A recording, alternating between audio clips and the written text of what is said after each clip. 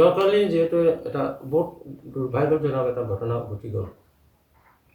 এজন ওচৰ চুবুৰীয়া গাঁও মানুহজনৰ নাম চাৰ্কিৰি ফুৰা মানুহজনক হাতী এটেক কৰি পেলাই তেওঁৰ মৃত্যু হ'ল।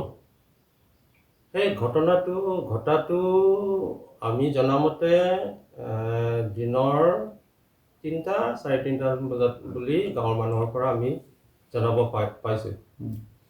এই ঘটনাটো হোৱাৰটো যিটো ইনফৰমেশ্যনটো আমি বেলেগৰ পৰাহে পাব লগা হৈছে। গতিকে যিহেতু আমি পাইছোঁ ইনফৰমেশ্যনটো এৰাউণ্ড 4 o'clock আমি পাইছোঁ, আৰু মানুহ আমি যেতিয়া লগে লগে ইনফৰমেশ্যন পাওঁ লগে লগে আমি স্পটলৈ আহিবলৈ চেষ্টা কৰিছোঁ। যিহেতু আমি ষ্টাফ আৰু পুলিচ বৈতৰণ পুলিচ আৰু ডংকা পুলিচ ষ্টেচনৰ ইনফৰমেশ্যন দিছোঁ, তেওঁলোকক লৈ আহিয়ে আমি আহিব লগা হয়। গতিকে আমি যিহেতু তেওঁলোকৰ কাৰণে ৰখিব লগা হয়, আৰু আমাৰ ডংকা ৰেঞ্জৰ ষ্টাফ আৰু আমাৰ ষ্টাফৰ কাৰণে গোটেই মানুহকেইজনৰ ৰখাৰখি কৰোঁতে আমি ঠাইটোলৈ গৈ পাওঁতে 6:30 বাজিলে।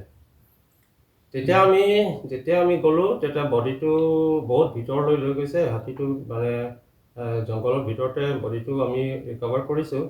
গোটেই বডিটো একদম কমপ্লিটলি ডেষ্ট্ৰইড হৈ গৈছে। পাৰ্টছবিলাক কেইটামানো 2-3টা পাৰ্টছ মানটো ঠান হৈ গৈছিলে। তেতিয়া আমি গোটেই বস্তুটো কালেক্ট কৰি পেলাই বডিটো ৰিকভাৰ কৰি পেলাই বৈতৰণ থানায়ে বডিটো লৈ যায় পষ্টমৰ্টেম কৰিবলৈ কাৰণে ডিফুলৈকে। কিন্তু তাত এতিয়া ক্ষুদ্ৰ ৰাইজে আপোনালোকৰ বন বিভাগৰ যিটো অস্থায়ী কাৰ্যালয় এটা আছিলে, সেই কাৰ্যালয়টো জ্বলোৱাৰ কাৰণটো কি? হয়, এই কথাটো লৈ আমি খুব বুজিবও পৰা নাই কিহৰ কাৰণে তেওঁলোকে মানে জ্বলাব লগা হৈছে। কিন্তু তেওঁলোকে খংটো আমি যিটো দেখিছোঁ, আমাক যিটো কৈছে আপুনি ইনফৰমেশ্যন দিয়াৰ লগে লগে আপোনালোকে কিয় অহা নাই।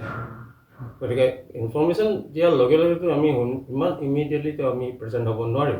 যিহেতু ঠাইও ভিতৰ ঠাই, আৰু যিহেতু মানুহ আমি অলপ আগতে মই ক'লোঁ আমাৰ ষ্টাফৰ কাৰণেতো ৰখিব লাগে, আমাৰ ৰেঞ্জৰ ষ্টাফ আমাৰ পুলিচ ষ্টাফ লৈ সেই গোটেইখিনিতো আমি ৰখাৰখি কৰোঁতে আমাৰ অলপ দেৰি হ'ল। সেইটো সময়তে কোনোবাই বুলি মানে মব গেডাৰিং হৈ গৈছে। মব গেডাৰিং হৈ মানে গোটেইখিনি চেণ্টিমেণ্ট হৈ মানে তেওঁলোকে ডাইৰেক্ট ছফ্ট টাৰ্গেট কৰি লৈছে আমাৰ অফিচটো। এনে কাৰ্যালয়ৰ ভিতৰত কিবা নথি পত্ৰ আছিল নেকি? এনে এই কাৰ্যালয়টো মানে এনে চাববিটটো আৰু অফিচত টেম্পৰৰী অফিচ, সেইটো মানে কংক্ৰিট অফিচ নহয়, মানে কাচ্চা হাউচ। সেইটো এতিয়ালৈকে আমি তাতে আমাৰ ডিপাৰ্টমেণ্টৰ পৰা কংক্ৰিট বিল্ডিং বা পাৰ্মানেণ্ট বিল্ডিং বনোৱা হোৱা নাই। গতিকে সেইটো আমাৰ ছফ্ট টাৰ্গেট কৰি লৈছে, আৰু তেওঁলোকৰ যিটো চেণ্টিমেণ্ট হৈছে তেতিয়া সেইটো সময়তে এনেকৈ ঘটনা ঘটিলে। আমি ইজন কৰিছে বুলি নকওঁ, কিন্তু আনআইডেণ্টিফাইড মিছক্ৰিয়েণ্টছ বুলি আমি কওঁ। কাৰণ তেতিয়া মানে কোনে মব গেডাৰিং হৈ গৈছে।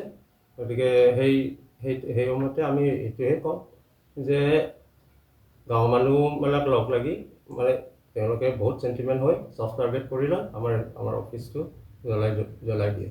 যিকোনো খবৰৰ বাবে যোগাযোগ কৰক 7099017330 লগতে 7099017110 নম্বৰত।